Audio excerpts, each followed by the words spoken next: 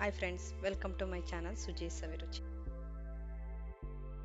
ಪುಳಿಯೋಗರೆ ಗೊಜ್ಜು ಮಾಡುವ ವಿಧಾನ.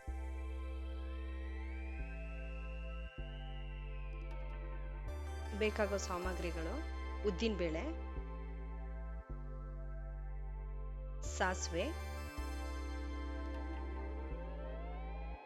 ಕಡಲೆಬೇಳೆ,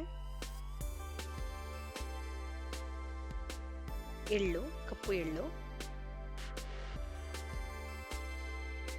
ಕಡಲೆ ಬೀಜ, ಕೊಬ್ಬರಿ, ಒಣ ಕೊಬ್ಬರಿ,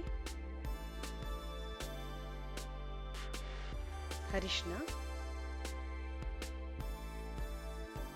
ಬೆಲ್ಲ,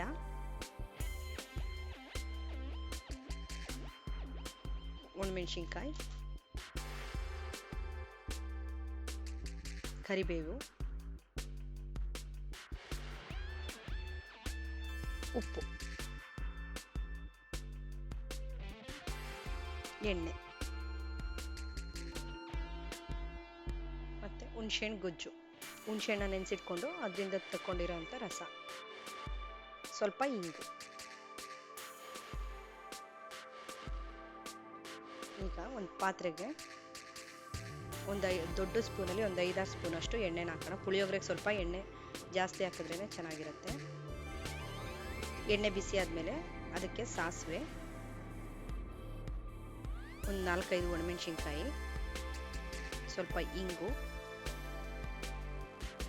ಕರ್ಬೇವಿನ ಸೊಪ್ಪು,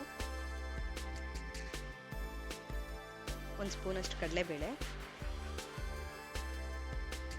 ಒಂದು ಸ್ಪೂನು ಉದ್ದಿನಬೇಳೆ, ಕಡಲೆ ಬೀಜ ಎಲ್ಲದನ್ನು ಹಾಕಿ ಚೆನ್ನಾಗಿ ಫ್ರೈ ಮಾಡ್ಕೊಳ್ಳೋಣ. ಕಡಲೆ ಬೀಜ ಬೇಕಿದ್ರೆ ಸ್ವಲ್ಪ ಇದರೊಳಗೆ ಬೇಯೋದು ಬೇಡ ಅಂದವರು ಫಸ್ಟೇ ಕಡಲೆ ಬೀಜನ ಫ್ರೈ ಮಾಡಿ ಎತ್ತಿಟ್ಕೋಬೋದು. ಒಂದು ಸ್ಪೂನಷ್ಟು ಕಪ್ಪು ಎಳ್ಳನ್ನು ಹಾಕ್ತಾ ಇದ್ದೀನಿ ನಾನು. ಈಗ ಫ್ರೈ ಆಗಿದೆ. ಇದಕ್ಕೆ ಒಂದು ದೊಡ್ಡ ನಿಂಬೆಹಣ್ಣು ಗಾತ್ರದಷ್ಟು ಹುಣಸೆಹಣ್ಣು ನೆನೆಸಿಟ್ಕೊಂಡು ಅದರಿಂದ ತೆಗೆದಿರೋ ರಸನ ಇದಕ್ಕೆ ಹಾಕ್ತಾ ಇದ್ದೀನಿ, ಹುಣಸೆಹಣ್ಣು ಹುಳಿನ. ಇದು ಚೆನ್ನಾಗಿ ಎಣ್ಣೆ ಜೊತೆ ಬೇಯಬೇಕಾಗುತ್ತೆ. ಈ ಹುಣಸೆಹಣ್ಣು ರಸ ಕಿವುಚ್ಕೊಳ್ಳುವಾಗ ಇದಕ್ಕೇನೆ ಒಂದು ಹಚ್ಚು ಬೆಲ್ಲದಲ್ಲಿ ಒಂದು 1/4 ಹಚ್ಚಷ್ಟು ಬೆಲ್ಲ, ಸ್ವಲ್ಪ ಉಪ್ಪು ಹಾಕಿ ಇದನ್ನ ಬೇಯಕ್ಕೆ ಬಿಟ್ಬಿಡೋಣ. ಹುಣಸೆಹಣ್ಣು ಕಿವುಚ್ಕೊಳ್ಳುವಾಗ ಅದರ ರಸ ತಗೊಳ್ಳುವಾಗನೂ ಅಷ್ಟೇ ತೀರಾ ನೀರು ಆಗಬಾರ್ದು, ತೀರಾ ಗಟ್ಟಿನೂ ಆಗಬಾರ್ದು, ಅಷ್ಟು ನೀರನ್ನು ಹಾಕಿ ಅದನ್ನು ತೊಗೊಂಡ್ರೆ ನೀಟಾಗಿ ಆಗುತ್ತೆ. ಅದು ಸ್ವಲ್ಪ ಅರಿಶಿನ ಪುಡಿ ಇಷ್ಟನ್ನು ಹಾಕಿ ಬೇಯಕ್ಕೆ ಬಿಡೋಣ. ಇದು ಚೆನ್ನಾಗಿ ಬೇಯಬೇಕಾಗುತ್ತೆ ಹುಣಸೆಹಣ್ಣಿನ ರಸ ಇದರಲ್ಲಿ.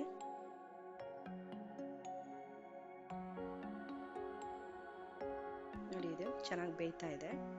ಇದು ಬೆಂದು ಎಣ್ಣೆ ಎಲ್ಲ ಸೈಡಲ್ಲಿ ಬಿಟ್ಕೊತಾ ಬರುತ್ತೆ, ಅಲ್ಲಿ ತನಕ ಇದನ್ನು ಬೇಯಿಸ್ಬೇಕಾಗುತ್ತೆ. ನೋಡಿ, ಇವಾಗ ಎಣ್ಣೆ ಎಲ್ಲ ಸೈಡಲ್ಲಿ ಬಿಡ್ತಾ ಇದೆ. ಇದು ಚೆನ್ನಾಗಿ ಕುದಿಬೇಕು.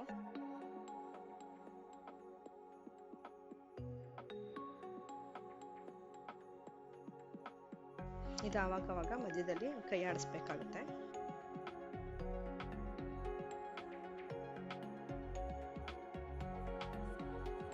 ಇವಾಗ ಇದು ಕುದಿಯೋ ಟೈಮಲ್ಲೇ ನಾವು ಇನ್ನೊಂದು ಕಡೆ ಪಾತ್ರೆಯಲ್ಲಿ ಒಂದು ದೊಡ್ಡ ಸ್ಪೂನಲ್ಲಿ 2 ಸ್ಪೂನಷ್ಟು ಎಳ್ಳನ್ನು ಬಿಸಿ ಮಾಡಿಕೊಂಡು ಪುಡಿ ಮಾಡ್ಕೋಬೇಕಾಗತ್ತೆ.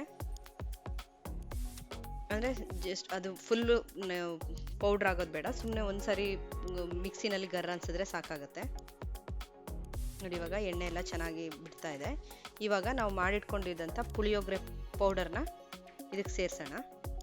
ಇದು ಎಷ್ಟು ಬೇಕಾಗುತ್ತೆ, ಇದಕ್ಕೊಂದು 2-3 ಸ್ಪೂನಷ್ಟು ಪುಳಿಯೋಗರೆ ಪೌಡ್ರನ್ನ ತಗೊಳುತ್ತೆ ಇಷ್ಟು ಗೊಜ್ಜು. ನೋಡಿ, ನಾನು ಒಂದ್ಸರಿ ಇದನ್ನು ಮಿಕ್ಸ್ ಮಾಡ್ತಾ ಇದ್ದೀನಿ. ಅದು ನೀವು ಮಿಕ್ಸ್ ಮಾಡುವಾಗ ಗೊತ್ತಾಗುತ್ತೆ ಎಷ್ಟು ಪೌಡ್ರನ್ನ ಅದಕ್ಕೆ ಸೇರಿಸ್ಬೇಕಾಗತ್ತೆ ಅಂತ. ನೋಡಿ, ಇದಕ್ಕೆ ಇವಾಗ 2 ಸ್ಪೂನಷ್ಟು ನಾನು ಪುಳಿಯೋಗರೆ ಪೌಡರ್ ಮಾಡಿ ಇಟ್ಕೊಂಡಿದ್ವಲ್ಲ, ಆ ಪೌಡರ್ನ 2 ಸ್ಪೂನಷ್ಟು ಮಾತ್ರ ಇದಕ್ಕೆ ಸೇರಿಸಿರೋದು. ಈಗ ಇದಕ್ಕೆ ಹುರಿದು ಪುಡಿ ಮಾಡಿ ಇಟ್ಕೊಂಡಿದ್ದಂಥ ಎಳ್ಳು ಮತ್ತು ಕೊಬ್ಬರಿ ಎರಡನ್ನು ಸೇರಿಸಿ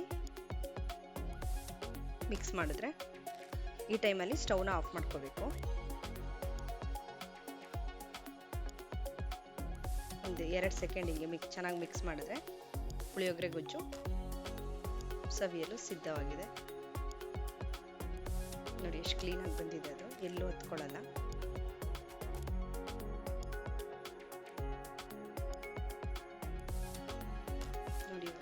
ಕ್ಲೀನಾಗಿ ಮಿಕ್ಸ್ ಆಗಿದೆ ಎಲ್ಲ. ಪುಳಿಯೋಗರೆ ಗೊಜ್ಜು ರೆಡಿಯಾಗಿದೆ.